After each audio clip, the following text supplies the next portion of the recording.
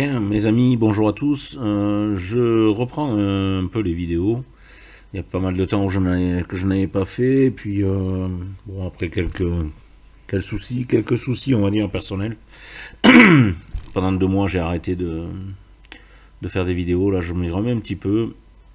J'ai été sollicité pas mal par des élèves qui souhaiteraient paramétrer un petit peu les ordres limites pour pouvoir les voir apparaître sur les graphiques et ainsi vous montrer les endroits où il y a de la forte liquidité qui est positionnée et faire un peu comme dans Bookmap. Alors ça sera pas une map, ça sera simplement en fait les grosses limites qui vont apparaître et qui vont vous montrer l'influence que ça peut avoir sur le prix, et ça va vous permettre aussi de vous aider dans vos décisions pour rentrer en trade.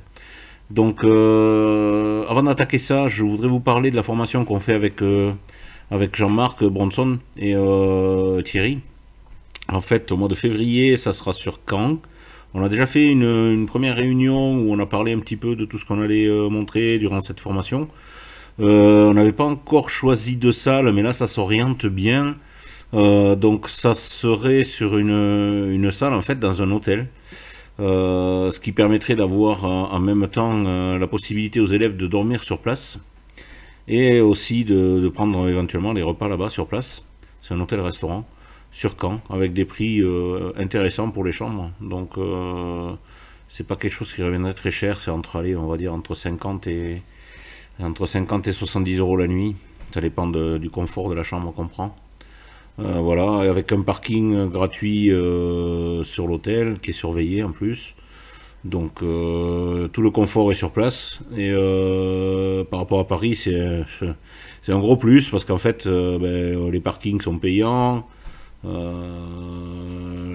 Les salles qu'on prend, il faut se débrouiller pour trouver un hébergement à côté. Alors que là, on s'y prenait à l'avance sur cet hôtel-là. Je pense que c'est largement facile, il y a une soixantaine de chambres. Donc c'est largement possible d'avoir un hébergement sur place, quoi. Voilà. Donc je ferme la parenthèse pour la formation. Vous pouvez toujours contacter Thierry et Jean-Marc, je vous mettrai les liens dans la description de la vidéo pour réserver votre place si vous êtes intéressé. Voilà pour le sujet formation, on va dire. Et là, ce que je vais vous montrer, en fait, c'est quelque chose qui est inclus dans SiraChart, hein. C'est pas un outil à payer en supplément ou quoi que ce soit. Vous le connaissez déjà, certainement. Ça vous permet de faire des maps, l'identique de Bookmap un petit peu, mais bon, sans égaler Bookmap, bien sûr. Car Bookmap est dédié directement à ce genre d'artifice, et alors que là, sur Sira, c'est juste un indicateur qui va vous permettre d'observer les grosses limites et autres. Donc cet indicateur, vous le trouvez dans vos studies. Il s'appelle Market Def Historical Graph, ici. Vous le rajoutez. Je vais vous mettre les réglages que je mets moi pour le SP500. Donc je vous laisse regarder un petit peu. Vous pouvez faire une pause sur la vidéo pour faire la même chose si ça vous intéresse. Donc je vais le descendre tout doucement pour que vous voyez bien les réglages que j'applique. Après vous pourrez les modifier comme vous voulez, hein. Ce qui est très important, c'est ici, il faut qu'on soit dans la même config, en pourcentage par exemple, que le pourcentage ici et le pourcentage ici. Parce que là, si vous voulez vous mettre en valeur actuelle, voilà, en valeur actuelle, après il faut modifier les valeurs actuelles et regarder ici la modification des niveaux pour lesquels vous voulez voir la coloration se faire. Et là, vous serez obligé, si vous voulez, de modifier ça quand vous serez en Globex ou en cache pour avoir des valeurs correctes et surtout des couleurs normales, on va dire. Ça va pas vous masquer complètement le graphe. Voilà. Vous allez voir ce que ça donne, ça reste très léger, hein, comme niveau, vous verrez bien. Donc là je vous laisse, on continue la description, on continue dans les réglages, vous voyez un peu ce que ça donne. Voilà, je suis arrivé en bas. Là je vais appliquer, on fait OK. On va laisser SiraChart calculer tout ça. Alors vous avez un historique automatique qui se met, ce qui ne se faisait pas avant. On démarrait toujours quand on lançait la studie à marquer, alors que là vous avez un historique, c'est-à-dire qu'il va rechercher en arrière dans les journées précédentes sur 4 ou 5 jours je crois, et il va fixer les limites qu'il a eu si vous avez enregistré bien sûr le carnet dans vos données. les ordres du carnet dans vos données, le market def. Ça, je vais vous montrer où est-ce que ça se règle aussi. On va attendre qu'il finisse.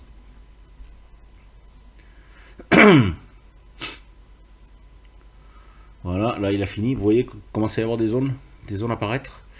Alors je vous montre par contre, là où on va régler l'enregistrement du market def. C'est pas compliqué. Alors c'est pas sur ce graphe. Ouais, c'est pas sur ce graphe. C'est où est-ce que c'est déjà? Voilà, c'est dans Sierra, ici, dans Global Setting, Symbol Setting. Donc là, je suis sur le SP500. Hein. Donc ici, vous allez chercher le S. Hop, moi chez moi. Hop, ABCDE. Voilà, EW, EU, ES. Ici. Voilà. Là-dedans, dans les réglages, dans les paramétrages, vous allez chercher Record market def, pardon. Alors, je vais doucement. Pour la commission. Continuous contrat. C'est trade support. Market def. Alors là, déjà ici, il faut être un market def supporté, bien sûr. Et le record market def data, ici, il faut que vous marquez yes, ici. Donc vous allez dans Custom et vous mettez Yes. Si vous le laissez par défaut, vous n'aurez pas le market def enregistré. C'est-à-dire que vous n'aurez pas l'historique du market def. D'accord? Donc voilà, je vais enlever ça. On va regarder maintenant le graphique et voir ce que ça nous apporte. Alors, par exemple, vous voyez, ici sur le carnet, je me retrouve avec des ordres 287 contrats, 270 contrats, 224 contrats. Je vois des limites qui sont posées déjà au-dessus et qui existent depuis longtemps. Regardez, on les avait déjà ici, donc sur les 18 heures. Là, on est à 19h38 et elles se sont remises au-dessus. En fait, ça vous fait un plafond. Ce plafond-là, ben, regardez, quand on y est allé, hein, on est descendu ici, ce plafond s'est mis. En fait, c'est les ordres qui suivent. Hein, vous les avez ici. Ils se sont rajoutés en début de 18 heures. Dès le début de 18 heures, ils sont rajoutés là. Regardez, la mèche, elle est venue dedans. Elle a testé le niveau. Elle a testé ça. Ces ordres ne sont pas partis. Ils sont restés. Et dans la foulée, ben, qu'est-ce qu'on a fait? On est descendu. Regardez, ici, par exemple, vous voyez. Alors, les couleurs, plus c'est sombre, moins il y a de contrat. Plus c'est clair, plus il y a de contrat. Et quand on arrive vers les jaunes, orange et voire rouge, eh ben, c'est là qu'on a le maximum de contrats. Donc là, on va aller voir. Si je... Non, je ne peux pas les voir apparaître. Ah, si, je sais comment faire. Bougez pas. On va voir si ça marche. Je vais aller locker. Chart, lock. Voilà. Ouais. Donc on va aller voir à ce niveau-là, là, combien on avait de contrats, tout doucement. Ici, voilà, j'en avais 436. Je sais pas si vous le voyez. Le chiffre, il est à l'intérieur en blanc. Vous agrandissez, peut-être vous faites une pause ou autre. Vous avez 436 contrats. Si je m'avance un petit peu dans la zone rouge, là j'en ai 461. Dans la zone rouge, 473. Vous voyez, plus il y a de contrats et plus on monte dans les valeurs de volume. Donc la jaune 420. Et si je vais dans le bleu, ben, vous voyez 300, 348 quand c'est du bleu clair, bleu foncé 316. On diminue au fur et à mesure. Mais ce qui se passe, et ce qui est super d'observer en fait, hein, c'est que ces zones-là vont servir de barrage et en même temps, ça attire le prix pour aller chercher de la liquidité. Donc on est monté dessus, vous voyez ici par exemple, on a tapé dedans, on a mangé un peu de liquidité, on est redescendu, on a continué à remonter pour aller manger la liquidité qu'il y avait au-dessus, on a fait pareil ici. Là, si vous n'avez pas de footprint, vous ne pouvez pas savoir, mais normalement, cette liquidité-là a dû être absorbée. Alors là, je suis à 1 minute, si je me mets en 10 secondes, 10 secondes, on est à quelle heure c'est là? 16h50. Encore une journée. Voilà, j'y suis. Alors, là je me suis mis en 10 secondes, hein, vous le voyez en haut, 10 secondes. Chaque bougie représente 10 secondes. Regardez, on voit bien ici le prix qui est venu à l'intérieur, qui a commencé à grignoter. On voit que du orange, on est passé au jaune, pratiquement. Et là dessous, on a du bleu. Ça veut dire que tous les contrats ont été mangés là. Et on est monté légèrement au-dessus, puis on est redescendu en dessous. Pourquoi on fait ça? En fait, là, il y a une faiblesse des acheteurs. En fait, juste après avoir mangé le niveau, on n'a plus d'acheteurs qui se sont présentés. Donc, on a une exhaustion sur le haut. et on redescend, et là on avait largement de quoi faire un joli trade hein, dans la foulée, d'accord. Quand on est arrivé en bas, on avait de la limite qui était ici, regardez, au fur et à mesure qu'on s'en est approché, on a augmenté le volume de contrat, donc ça fait une barrière au prix, le prix a même pas voulu s'en approcher, tellement il a eu peur, hop, on est redescendu, on est remonté, et là on remonte de nouveau, on retente une deuxième fois, même chose, une troisième fois.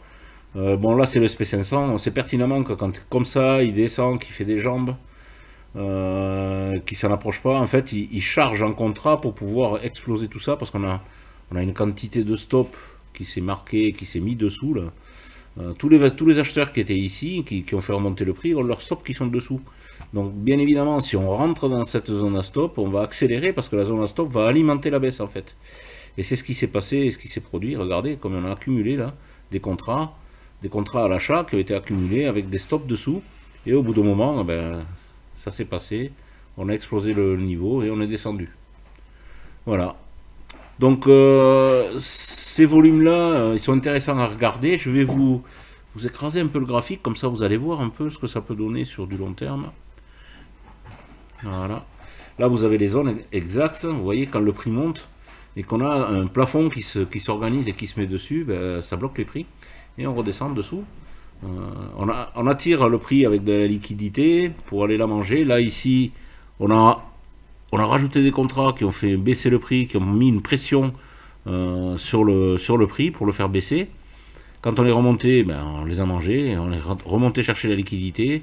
De nouveau, on a cette pattern où on a mangé des contrats ici vendeurs.